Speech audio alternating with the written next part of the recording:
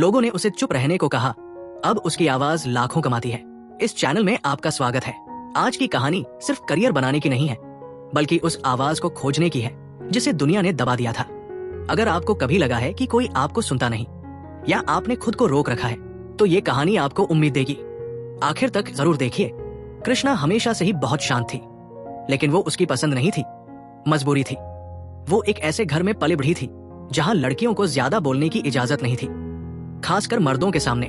वहां पिता का कहा ही आखिरी होता था और लड़की होने का मतलब था चुप रहना, सवाल नहीं पूछने, जोर से हंसने या आत्मविश्वास से बैठने तक की आजादी नहीं थी।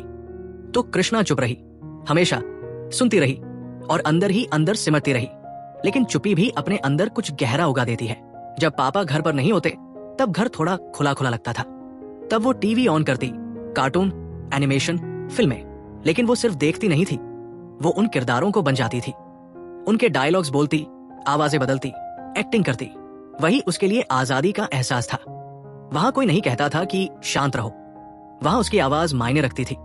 वो नहीं जानती थी कि उसे क्या कहते हैं, वॉइस ओवर, एक्टिंग या परफॉर्मेंस। वो बस जानती थी कि वो इससे खुश रहती है। फिर 11वीं क्लास में उसे पहली बार मोबाइल फोन मिला। घर वालों ने तो पढ़ाई के लिए दिया था, लेकिन कृष्णा के लिए ये एक नई दुनिया का दरवाजा था। चुपचाप उसने सोशल मीडिया एप्स डाउनलोड किए, इंस्टाग्राम, यूट्यूब, और वो हैरान रह गई। इतने सारे लोग वीडियोस बना रहे थे, स्टोरीज सुना रहे थे, अपनी आवाज इस्तेमाल कर रहे थे और पूरी दुनिया उन्हें सुन रही थी। उसे अपने पुराने कार्टून के दिन याद आ गए। उसने सोचा, मैं भी कर सकती हूँ। उसने एक छोटा सा वीडियो बनाया, एक कार्टून सीन की मिमिक्री की एंड यूट्यूब पर डाल दिया। फिर इंस्टाग्राम पर अपलोड करते वक्त उसके हाथ कांप रहे थे, लेकिन धीरे धीरे कुछ व्यूज आए, 1 से 2 कमेंट्स भी।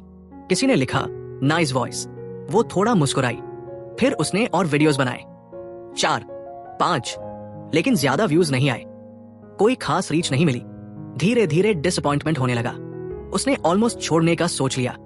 तभी एक दिन एक कमेंट आया, लंबा और डिटेल्ड, तुम्हारी वॉइस बहुत अच्छी है, बट वीडियोस में फिनिशिंग नहीं है, साउंड एडिटिंग सही नहीं है, म्यूजिक ज्यादा तेज है, वॉइस अच्छा है, बट एक्सपीरियंस कैप्टिवेटिंग नहीं है। फ्रीलांसिंग ट्राई करो, तुम्हें अच्छा चलेगा। फ्रीलांसिंग, उसने पहली बार ये वर्ड सुना था। फिर वो रात भर सर्च करती रही, फ्रीलांसिंग क्या है, ऑनलाइन पैसे कैसे कमाए।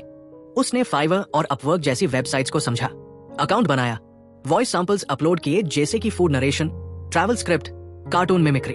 अगले ही दिन उसे पहला मैसेज आया, एक ट्रैवल व्लॉगर को 30 सेकंड वॉइस ओवर चाहिए था। नर्वसली उसने स्क्रिप्ट पढ़ा, वॉइस रिकॉर्ड किया, थोड़ा बैकग्राउंड म्यूजिक डाला एंड फाइल भेज दी। 1 घंटे बाद रिप्लाई आया, this is perfect, you've got something special, साथ में 500 रुपए। कृष्णा की आंखें भर आई। पहली बार सिर्फ बोलकर उसने पैसे कमाए थे और फिर क्लाइंट्स बढ़ते गए, 1, 2, फिर 10, फिर 50। अब उसे एडिटिंग का काम किसी और से करवाना पड़ा ताकि वो सिर्फ वॉइस पर फोकस कर सके। उसने इंस्टाग्राम पर एक नया पेज बनाया वॉइस एक्टिंग के लिए। फॉलोअर्स बढ़ने लगे, लोग उसकी स्टोरी सुनने लगे, कार्टून्स इमिटेट करने लगे। फिर एक दिन उसका पापा ये सब जान गए। गुस्से से आग बबूला, लड़की होकर तूने अपने चेहरे को दुनिया के सामने दिखाया, डिलीट कर सब कुछ। कृष्णा कुछ नहीं बोली।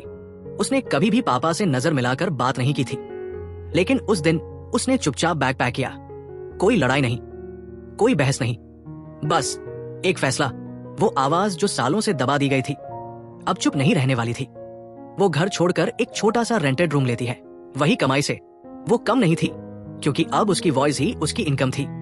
धीरे धीरे उसके रील्स वायरल होने लगे, लोग उसके काम को पहचानने लगे।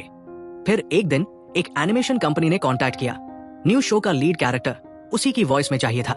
वो एनिमेशन शो ब्लॉकबस्टर हो गया, अडल्ट्स भी देखते, बस कृष्णा की वॉइस सुनने के लिए। जल्द ही उसने अपनी खुद की वॉइस ओवर कंपनी शुरू की, दूसरों को सिखाया, जॉब दिए, लड़कियों को इंस्पायर किया। और एक दिन काम के बाद कृष्णा एक बेंच पर बैठी थी, नदी के किनारे, शांत पानी की लहरों को देखती रही। देर तक वो सोच रही थी। एक समय था जब उसे बोलने तक की इजाजत नहीं थी। आज उसकी आवाज से लोग हंसते हैं, सीखते हैं, जीते हैं। उसने मुस्कुराकर आंखें बंद की, क्योंकि अब वो जानती थी, आवाज सिर्फ शब्दों से नहीं बनती, हिम्मत से बनती है। क्या आपकी कहानी भी कृष्ण से मिलती जुलती है? आपने इस स्टोरी से क्या सीखा? कमेंट में जरूर बताइए। इस कहानी को शेयर करना न भूलें, क्या पता शायद किसी को इसका फायदा हो। और लाइक और सब्सक्राइब करना न भूलें।